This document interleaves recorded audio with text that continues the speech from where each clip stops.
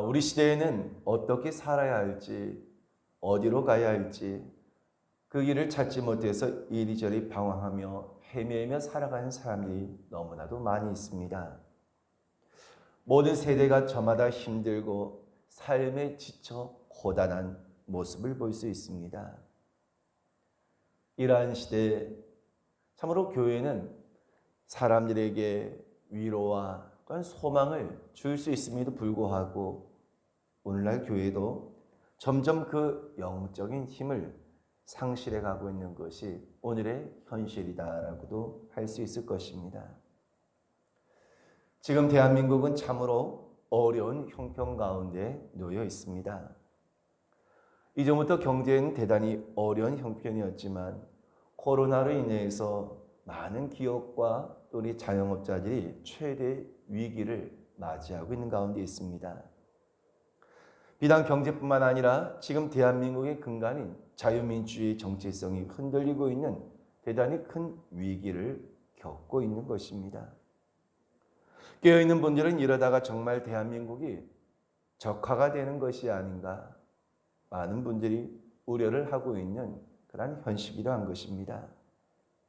더더군다나 나라 곳곳에서 하나님께서 미워하시는 일들이 버젓이 벌어지고 있는 것입니다.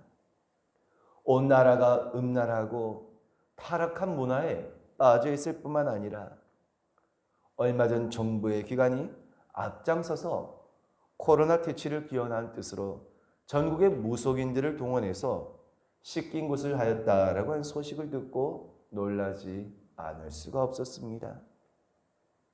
조선시대 명성황후가 허구한 날 구판을 벌여서 나라의 재정을 탕진하고 조선이 멸망하였는데 일조한 것처럼 귀신의 힘을 빌려서 국가의 위기를 극복하겠다는 것 자체가 참으로 그것도 2020년 지금 오늘 이 시대에 이러한 일들이 버젓이 일어나고 행하고 있다고 한 것은 참으로 충격적인 일이 아닐 수가 없다는 것입니다. 그런데 더 놀라운 사실은 이러한 일에 대해서 어떤 누구도 비판하는 사람들을 찾아볼 수가 없다는 것입니다. 저는 지금 대한민국에서 일어난 일들을 보면서 정말 이 나라가 하나님의 징계와 심판을 받고 망한다 할지라도 할 말이 없겠다라고 하는 그런 참담한 심정을 가지게 되더란 것입니다. 여러분, 우리는 한 번도 경험하지 못한 어려운 시대를 살아가고 있는 것은 틀림없는 사실입니다. 그리고 앞으로는 우리의 신앙에 더 큰 도전이 있을 것이며 힘들고 절망적인 그런 시대를 맞이하게 될 수도 있을 것입니다. 그렇다면 이러한 시대를 살아가면서 우리는 그저 절망과 낙심 가운데 빠져 있어야만 하겠냐는 것입니다. 우리 믿음의 사람들은 그럼에도 과연 이 시대를 어떻게 살아가야 할까 하는 것입니다. 오늘 예레미야 선지자는 본문을 통해서 바로 이것을 우리에게 말씀해 주시고 있습니다. 지금 예레미야는 비록 나라의 현실이 절망적이고 이제 모든 것이 다 끝났다라고 생각할 수 있는 그런 상황이었지만 그 가운데에서도 하나님의 은혜와 긍휼을 구하고 있는 그의 모습을 볼 수 있더란 것입니다. 바벨론의 침공으로 초토화된 시온의 성벽을 바라보면서 예레미야 선지자는 그 백성들에게 눈물로 호소하고 있습니다. 그것이 오늘 본문의 18절과 19절의 말씀인데요. 그들의 마음이 주를 향하여 부르짖기를 딸 시온의 성벽아 너는 밤낮으로 눈물을 강처럼 흘릴지어다. 스스로 쉬지 말고 내 눈동자를 쉬게 하지 말지어다. 초저녁에 일어나 부르짖을지어다. 내 마음을 주의 얼굴 앞에 물쏟듯 할지어다. 갓길 어귀에서 주려 기진한 내 어린 자녀들의 생명을 위하여 주를 향하여 손을 들지어다 하였도다. 어거스틴은 누구에게나 고통이 있으며 그 고통은 동일하지만 고통을 당하는 사람은 동일하지 않다라고 이야기합니다. 악한 사람은 고통 속에서 하나님을 비방하고 원망하고 모독하지만 선한 사람은 그 속에서도 하나님을 찾고 하나님을 알고 마침내 하나님을 찬양하게 된다라는 그런 말을 하였습니다. 그렇다면 과연 저와 여러분들은 어느 편에 서시겠습니까? 오늘 본문의 말씀을 통해서 바로 절망 가운데 놓여있는 오늘 이러한 시대, 참으로 우리의 마음이 상하고 앞이 캄캄할 때 예레미야 선지자를 통하여서 우리는 이 시대에 무엇을 해야 할지를 말씀해 주시고 있다는 것입니다. 그 첫째는 무엇입니까? 그럼에도 불구하고 우린 마음이 항상 주를 향하여 있어야 한다는 것입니다. 오늘 본문의 18절의 말씀을 다시 보시면 그들의 마음이 주를 향하여 부르짖기를 딸 시온의 성벽아 너는 밤낮으로 눈물을 강처럼 흘릴지어다. 스스로 쉬지 말고 내 눈동자를 쉬게 하지 말지어다 라고 말씀하십니다. 그렇습니다, 여러분. 이 절망의 때 그럼에도 불구하고 우리가 해야 할 첫 번째 일은 우리의 마음이 늘 주를 향하여 있는 것입니다. 세상의 모든 일은 그 마음을 어디에 두냐에 따라서 결과가 달라지게 되는 것입니다. 그러므로 무엇보다도 무릇 지킬 만한 것보다 우리 마음을 지키는 것이 중요한 이유가 바로 이와 같은 것 때문인 것입니다. 우리가 하나님께 기도하고 찬송하고 예배하는 것도 중요하지만 가장 중요한 한 가지는 바로 우리의 마음이 항상 주를 향하여 있도록 해야 한다는 것입니다. 그렇다면 지금 나의 마음은 누구를 향하고 있습니까? 나의 마음은 어디를 향하여 있습니까? 여러분의 마음이 주를 향하였다고 한 것은 주님을 온전히 신뢰하고 주님을 전적으로 의지한다라고 하는 그러한 의미인 것입니다. 또한 내 마음이 주를 향하여서 언제나 활짝 열려 있음을 뜻하는 것이다라고 할 수 있는 것입니다. 이것을 우리는 마음을 다하는 것을 또 다른 의미로 우리의 마음을 쏟는다라고도 말하기도 한다는 것입니다. 여러분 그렇습니다. 사람이 무슨 일을 하더라도 그 마음을 쏟으면 그 마음을 쏟아서 하지 못할 일이 결코 없다는 것입니다. TV에서 서민갑부라고 하는 프로를 본 적이 있습니다. 평범한 사람들의 성공의 스토리인데요. 저마다 그 자리에 오르기까지 스토리가 없는 사람들이 없다는 것입니다. 정말 말할 수 없는 실패와 시행착오를 겪으면서 결국 끝까지 포기하지 아니하고 그 일에 마음을 쏟았더니 손님들이 그것을 알아주고 인정해 주어서 지금의 성공을 이루게 되었다라고 하는 공통점을 발견하게 되더란 것입니다. 여러분 세상에서도 마음을 우리가 어떻게 가지느냐 그 마음을 어떻게 가지느냐 달려있다라고 해도 과언이 아닌 것입니다. 결국처럼 우리가 그 마음을 온전히 쏟지 못한다고 한다면 그 마음을 온전히 붓지 못한다고 한다면 결국 성공에서 멀어지게 되지만 온전히 그 마음을 다할 때 온전히 그 마음을 다 쏟아부을 때 결국 성공의 자리에 이르게 되는 것처럼 하나님 앞에서도 우리의 마음을 이와 같이 쏟아야 한다는 것입니다. 우리의 마음을 온전히 쏟아서 주의 일에 헌신해야 한다는 것입니다. 그리고 그 가운데서 특별히 우리는 우리의 마음을 온전히 쏟아서 주님 앞에 간구하며 부르짖어야 하는 것입니다. 그렇다면 우리가 어떻게 하는 것이 마음을 쏟아서 기도하는 것입니까? 마음을 주께로 향하되 밤낮 쉬지 말고 힘이 다하는 데까지 그 마음이 주님께로 향하여 있어야 한다는 것입니다. 그런데 하나님을 섬기고 하나님께 기도한다고 하면서 하나님께 그 마음을 쏟지 못하는 사람은 결국 다른 것에 그 마음을 빼앗기게 되고 하나님께서 원하신 삶을 살아갈 수 없게 된다는 것입니다.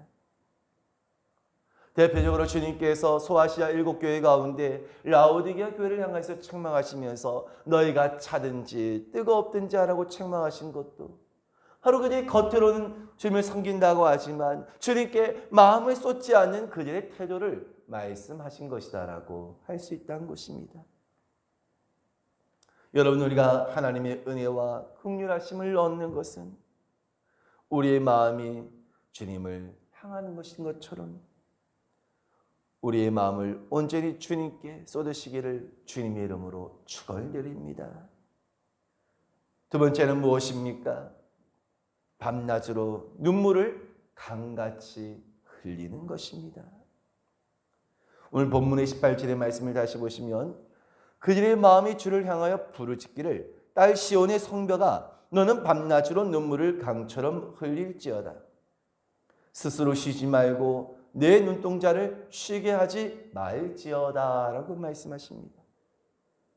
이 절망의 때, 이 소망이 없는 때 우리에게는 눈물이 필요하다는 것입니다. 사람이 눈물을 흘려야 할 때에는 눈물을 흘려야 하는데도 눈물을 흘리지 못하는 사람이 있다는 것입니다. 우린 무엇보다도 하나님 앞에 그 눈물을 언제나 보일 수 있는 자들이 되어야 하는 것입니다. 여러분, 남자의 평균 수명이 여성들에 비해서 짧다고 하는데요. 그 이유가 무엇인지를 아십니까? 물론 여러 가지 이유가 있겠지만 그 가운데 하나가 어려서부터 남자는 눈물을 흘려서는 안 된다라고 하는 그런 분위기 때문인지 남자는 어지간한 일에도 분노하고 일을 갈 뿐이지 잘 눈물을 흘리지 않는다는 것입니다. 그래서 여러분, 오죽하면 세상에는 남자는 딱 평생에 3번만 운다 뭐 그런 말도 있지 않습니까? 하지만 여러분, 여자는 눈물을 미덕으로 생각하고 또 눈물을 자신의 감정을 표현한 자연스러운 것으로 생각하다 보니 남자들보다 상대적으로 눈물을 많이 흘리게 된다는 것입니다. 그래서 이렇게 눈물을 많이 흘리다 보니까 그것이 오히려 오래 그 생명을, 이 수명을 더욱더 연장하게 되는, 오래 살게 되는 그런 하나의 이유가 된다는 것입니다. 여러분, 눈물이라고 하는 것이 그 성분만을 보았을 때에는 사실 특별한 그 성분이 있는 것은 아니라는 것입니다. 하지만 사람들이 흘리는 그 눈물 가운데는 단순히 어떤 성분상으로 말할 수 없는 눈물에는 의미와 가치를 가지고 있다라고 해도 과언이 아니라는 것입니다. 특히 눈에서 흐르는 눈물은 사람을 슬프게 하기도 하고 감동을 주기도 하고 그 마음을 약하게 만들기도 하더라는 것입니다. 그래서 여러분, 사람들도요, 상대방의 눈물을 보게 되면 그 마음이 약해지기 마련인 것입니다. 심지어 눈물을 통해서 사람의 마음을 움직이기도 하기도 하고 눈물을 통하여서 역사를 바꾸어 놓기도 하는 것입니다.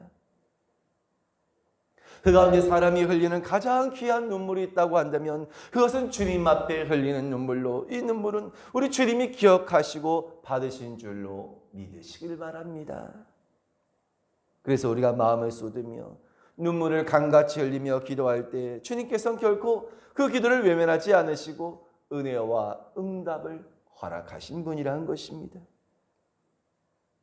주님 앞에 눈물을 흘렸던 많은 이들이 있었지만 그 가운데 여러분, 특별히 한 사람이 있는데 바로 그는 히스기야였던 것입니다. 이사야서 38장 5절의 말씀에 보시면 너는 가서 히스기야에게 이르기를 내 조상 다윗의 하나님 여호와께서 이같이 말씀하시기를 내가 내 기도를 들었고 내 눈물을 보았노라. 내가 내 수안에 15년을 더하고 라고 말씀을 하십니다. 여러분, 이것은 어떤 이야기입니까? 히스기야 왕이 병들어서 죽게 되었을 때 그가 하나님 앞에 눈물로 간구하며 기도하였더니 하나님께서 그의 눈물의 기도를 들으시고 그의 기도를 들었고 내 눈물을 보았다라고 하나님께서는 말씀하셨던 것입니다. 여러분, 그렇습니다. 오늘 우리 주님께서 들으시고 우리 주님께서 보셨다고 한다면 그것은 이미 다 되어진 것으로 믿으시길 바랍니다. 그랬더니 어떻게 되었습니까? 히스기야의 생명을 15년을 연장시켜 오셨다라고 말씀하고 계시다는 것입니다. 여러분, 그렇습니다.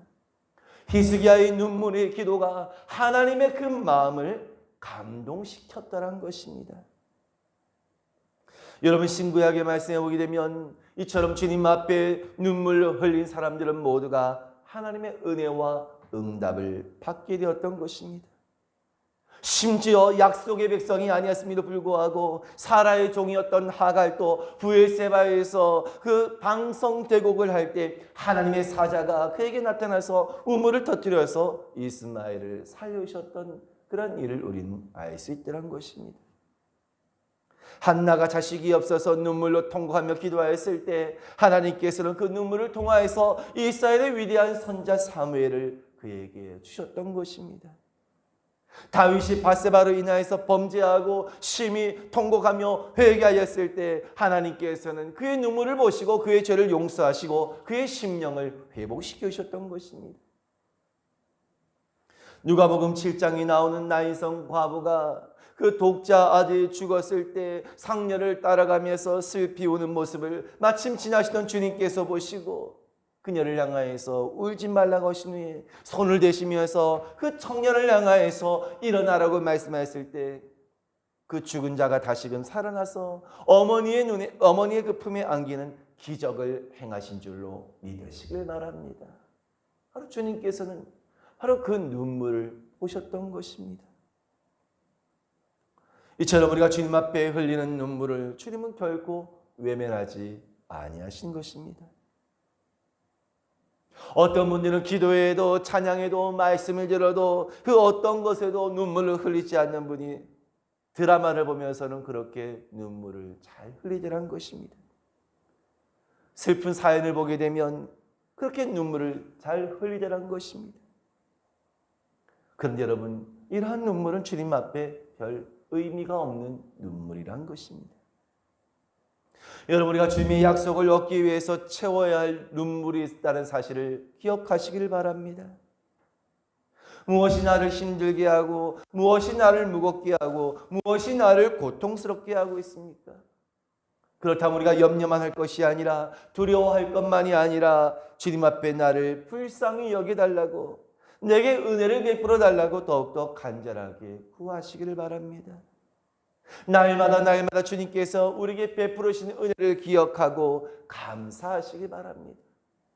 그리하면 반드시 오늘 우린 주님 앞에 눈물을 쏟을 수밖에 없게 될 것입니다. 여러분, 하나님께서는 성도의 눈물을 눈물병에 담으신다라고 말씀하십니다. 시편 56편 8절에 보니까 나의 유리함을 주께서 계수하셨사오니 나의 눈물을 주의 병에 담으소서 이것이 주의 책에 기록되지 아니하였나이까라고 말씀하십니다. 여러분, 우리 눈물이 주님의 그 눈물의 병에 가득하게 될 때 우리의 슬픔이 변하여 기쁨이 되게 하시고 고난이 변하여서 영광이 되게 하실 줄로 믿으시기를 주님의 이름으로 축원드립니다. 세 번째는 무엇을 해야 합니까? 본문의 19절의 말씀을 보시면 초저녁에 일어나 부르실지어다 내 마음을 주의 얼굴 앞에 물쏟듯 할지어다 갓길을 어귀에서 줄여 기진한 내 어린 자녀들의 생명을 위하여 주를 향하여 손을 들지어다 하였도다 라고 말씀하십니다. 그렇습니다.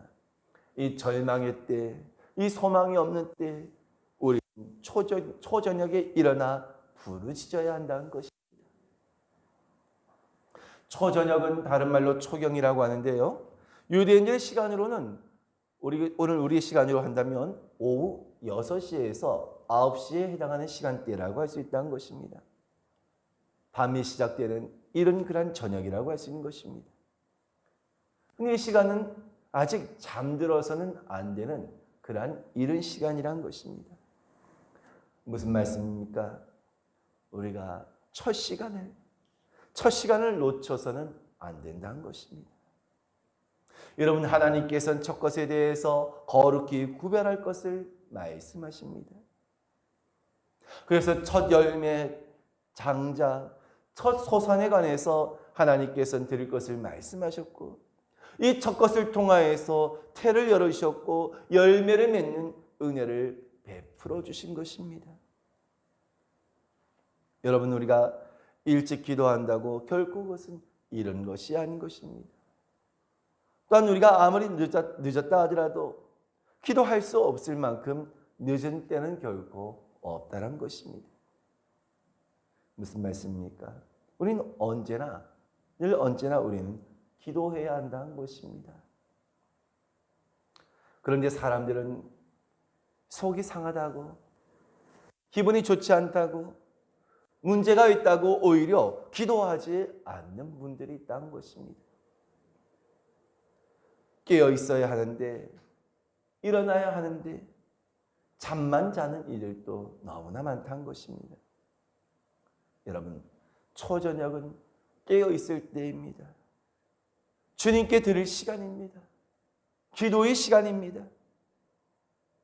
여러분, 우리가 깨어서 일어나 기도하지 않으면 아무런 응답도 아무런 도움도 결코 얻을 수 없다는 사실을 기억하시길 바랍니다. 마지막 네 번째로 우리가 해야 할 것은 무엇입니까? 주를 향하여 우리는 손을 들어야 한다는 것입니다. 오늘 본문의 19절 하반절 말씀에도 보듯이 각 길 어귀에서 주려 기진한 내 어린 자녀들의 생명을 위하여 주를 향하여 손을 들지어다 하였도다라고 하십니다. 손을 든다고 한 것은 완전한 항복을 뜻하는 것입니다. 우린 하나님 앞에 철저하게 내 자신을 내려놓고 주를 향하여서 손을 들고 나아가야 하는 것입니다. 우리가 말씀을 보게 되면 손을 들어 기도하거나 손을 들어 하나님을 찬양하는 그런 모습을 곳곳에서 볼 수 있습니다. 시편 28편 2절에도 내가 주의 지성소를 향하여 나의 손을 들고 주께 부르실 때 나의 간구하는 소리를 들으소서. 디모데전서 2장 8절에도 그러므로 각처에서 남자들이 분노와 다툼이 없이 거룩한 손을 들어 기도하기를 원하노라 라고 말씀하십니다. 또 예레미야가 3장 40절이야 말씀에도 우리가 스스로 우리의 행위들을 조사하고 여호와께로 돌아가자 우리의 마음과 손을 아울러 하늘에 계신 하나님께 들자라고 말씀하고 있습니다. 여러분, 성도가 손을 드는 것은 하나님을 전적으로 신뢰하고 의지한다라고 하는 믿음의 표현인 것입니다. 그리고 무엇보다도 하나님께서는 그 백성들이 하나님을 향하여서 손을 들고 나오는 것을 기뻐하신 줄로 믿으시길 바랍니다. 여러분, 전쟁이 나면 가장 불쌍한 대상은 누구일까요? 바로 어린 아이들인 것입니다.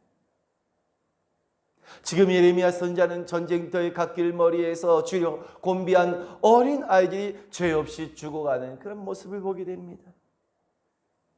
그리고 이런 아이들을 살리는 길은 다른 길이 없음을 알게 되었던 것입니다.